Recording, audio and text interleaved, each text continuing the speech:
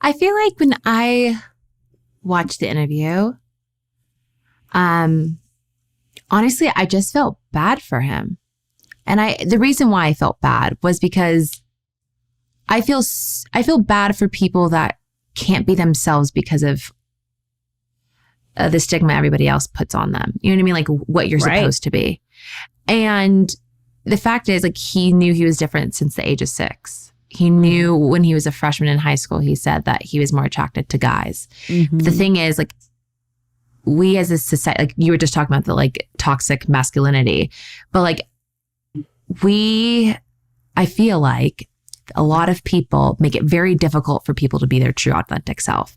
And for him, I feel like he could have come to terms with this a lot earlier in life if people weren't so judgmental and like being gay wasn't such a negative connotation. Like he was saying, it's true. Like you screw up in football or you do something stupid and it's like, oh, that was so gay. Like it has such a negative connotation. Like why would anybody want to be like, come out when people are going to be judging their every move? You know what I mean? Right. And right. It's scary.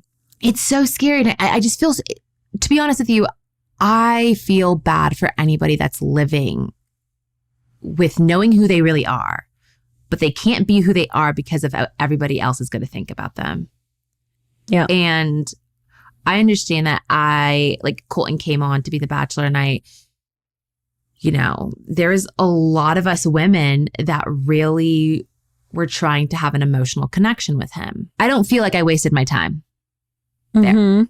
Yes. I really do not. I feel like I learned so much about myself in that own journey. And I really did try to give myself the opportunity to see Colton in my future. And the thing is, like, it worked out the way it was supposed to. Like, it wasn't me and it wasn't meant in the cards. It wasn't in the cards for us. And I think that with him breaking up with Hannah G and we didn't understand it at the time, but he was struggling with that. And the fact that he had to pray he thanked God the day that he became Bachelor, saying like, thank you for allowing me to be straight, is so sad to me. Like he knew. Yes.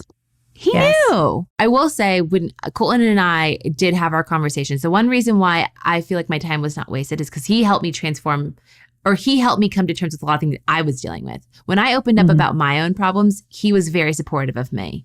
Like he listened and made me feel better. You know what I mean? Yep. And so with that, if he would have like put me down or made me feel less than because of my own problems, then that would have been something else.